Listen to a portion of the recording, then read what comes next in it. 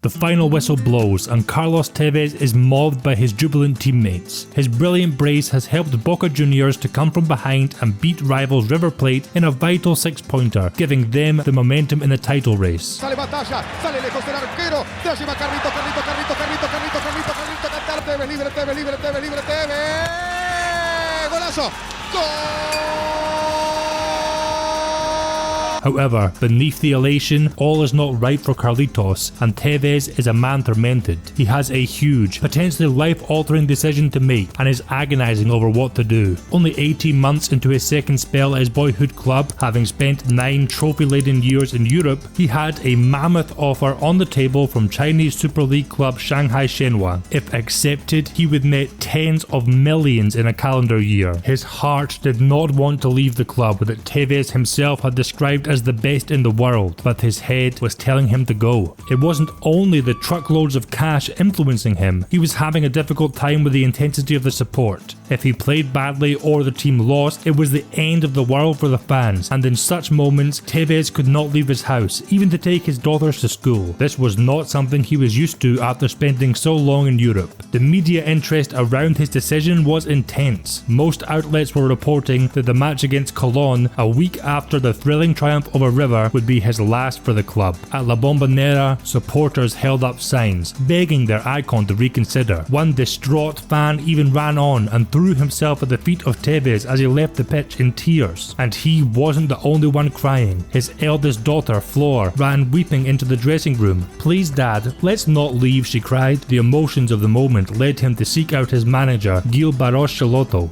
"Gil, look, I still don't know if I'm leaving. Let me think about it for a week because I'm torn in half," Tevez pleaded. After long discussions with his family, Tevez finally made his decision, and on the 29th of December 2016, the 32-year-old signed for Shanghai Greenland Shenhua on a 2-year deal for a €10.5 million transfer fee. His house being burgled while he was getting married in neighbouring Uruguay probably expedited his decision. It was not the first time Shenhua had signed a legendary striker. In the 12-13 season, they boasted a forward line of Didier Drogba and Nicolas Anelka. It was claimed that Tevez would now be earning a whopping, eye-watering, head-scratching £615,000 a week, a salary that would make him the highest earning footballer on planet Earth, eclipsing the wages of Messi or Ronaldo. Tevez denied that he would be earning that much, saying, "My salary isn't as high as the legends, but in order to respect my teammates, I won't tell you how much it is." The Chinese Super League's plan to establish itself as a footballing powerhouse and challenge the dominance of European leagues was really starting to kick up a few notches, and they had been ruffling more than a few favours across the continent. In January 2016, Liverpool bid £25 million for Shakhtar Donetsk's Brazilian attacking midfielder Alex Teixeira. It was halfway through Jurgen Klopp's first season at the club, and he was struggling with an injury crisis to his forward line, with Liverpool chief executive Ian Ayre jetting over to Florida to meet the player and try to get it over the line, as well as Teixeira himself publicly stating his desire to play for the Reds. It looked like a done deal, and fans were starting to get excited.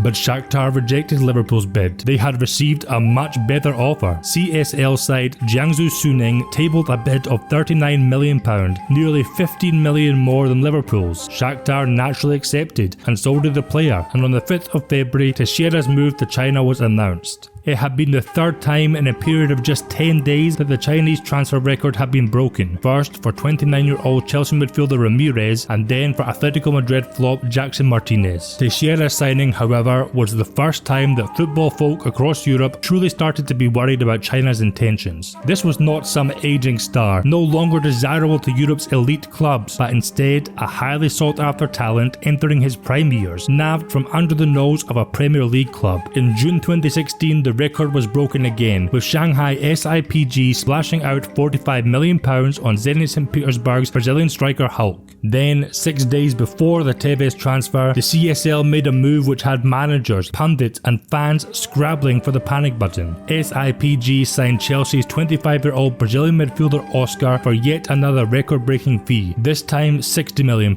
This was the starkest signal of China's intent so far. A Premier League, Europa League and League Cup winner with Chelsea, Chelsea, capped 48 times by the Canaries, wanted by Atletico Madrid and several big Italian clubs. This was a huge statement of how loud Chinese money could talk. China has incredible financial power and sometimes makes offers that players cannot refuse, Oscar will later reveal. The Chinese market is a danger for all teams in the world. Not only for Chelsea, but for all teams in the world. While the signings of Teixeira and Oscar represented a new and perhaps worrying change of tack, Tevez fell in line with the tried and tested strategy of offering monster contracts to well-known players at the end of their careers in order to boost the profile of the league. When a smiling, if slightly startled-looking Carlos Tevez touched down at Pudong International Airport, he was mobbed by hundreds of fans. In his first press conference, Tevez said it had been hard to leave Boca, but he now felt that Shanghai was his second home. Well, it makes sense. He had brought a 19-strong entourage of family members with him. He also promised that he would earn every cent of his bumper contract, saying, "There will probably be pressure, but because I love football very much, I will use my passion." Talk, however, is cheap,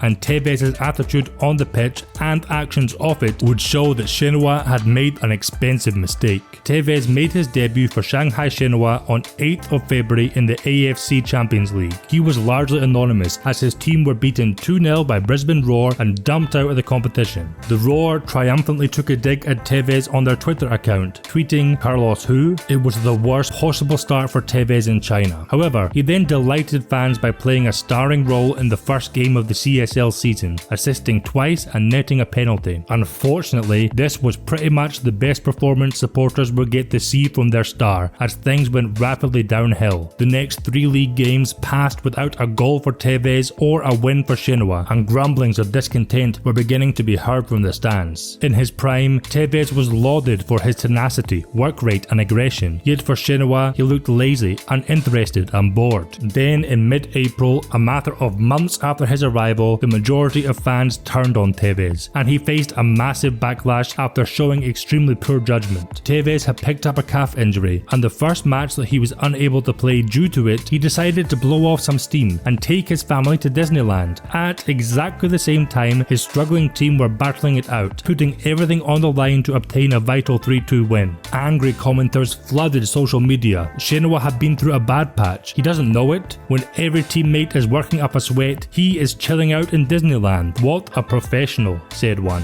Tevez is always complaining of homesickness. I'm sick of hearing it. It's time for him to leave right now for the good of both parties, moaned another. A third wanted to know, how can he justify his incredible salary with such an attitude? He doesn't care a jot for the team. In May, manager Gustavo Poyet claimed that Tevez's struggles to settle in China were due to the language barrier and the local cuisine, saying, "The language is complicated, but with the food, there are people who suffer a little more," and that happened to Tevez. At the beginning, he did not eat almost anything. We had a barbecue with Garin and Moreno, and we had to remove the Chinese food. For the language, you need an interpreter all the time, and the interpreter cannot always transmit the message properly. Then, at the beginning of June, Tevez launched a scathing and unprecedented attack on Chinese football in an interview with French TV station SFR Sport. Chinese players are not as naturally skilled as South American or European players. They're not good. Even in 50 years, they still won't be able to compete. They aren't physical, but I think they are very naive. Without meaning to, they can do you damage with a kick because they are clumsy. Technically, they are not very good. Fans took the Weibo to blast the player. Tevez should leave Shenhua. Compared to other players running on the field, Tevez is scared to close down and is afraid to get hurt. His deal is really not worth it.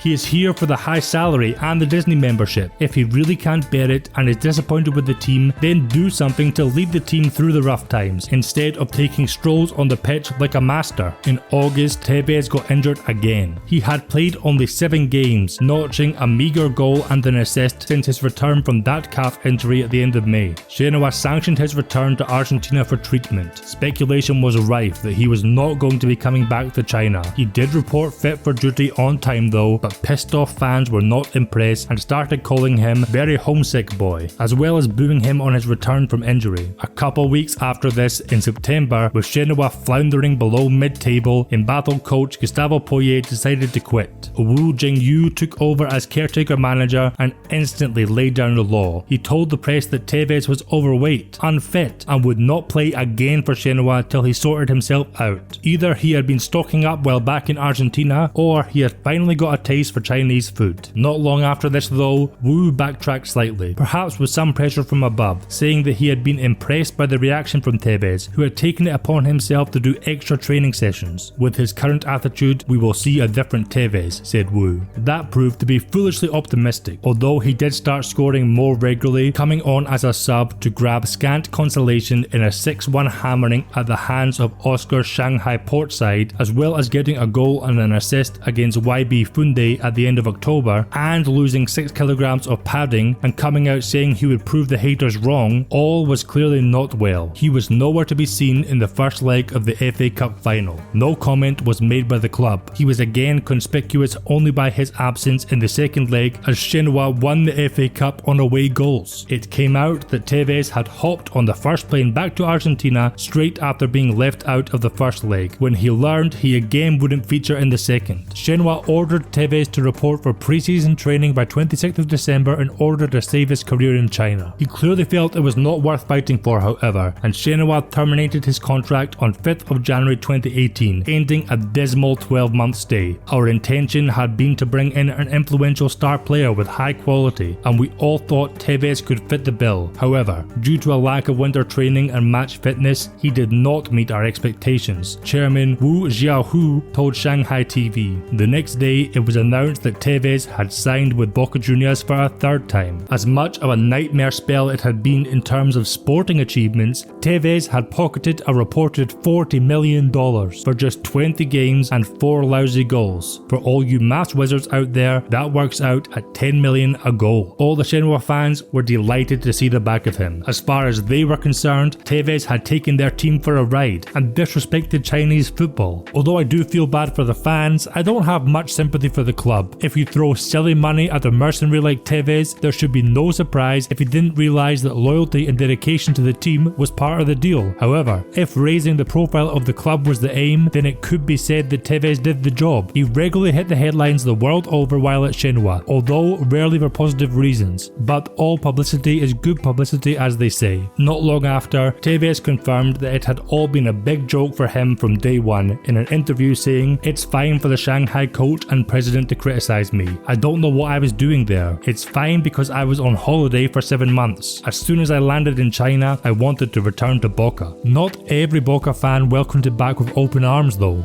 Despite turning down a much better offer from Atletico Madrid when he rejoined Boca from Juventus in 2015 and saying that for him it wasn't all about the money, he left Boca in the lurch halfway through the season with them only 3 points ahead of River to go and get his bag in China. In a video message, he told fans at the time, "I had to be 100% and I could not just be 99% because otherwise it was bad for the club. That is what happened to me. I always thought that if I was not 100%, I could not stay at the club." To a few, all Tevez's public talk of commitment to the cause sounded like grade A bullshit when compared to his money-chasing actions. We didn't know it at the time, but Tevez's contract and Oscar's transfer fee would be the zenith of CSL spending. Oscar is still the league's record transfer, and they never managed to pull off as ambitious a move again. There are now stricter financial restrictions in the league, and several teams have either collapsed completely or are in dire financial straits. While Oscar stayed for 8 years, helping Shanghai Port to win 3 league titles and becoming a hero, Tevez stands as a monument to what can go wrong. If stupid money is being offered to go to a league that most consider to be wildly inferior, then you will always get players who take advantage and fill their pockets but give little back.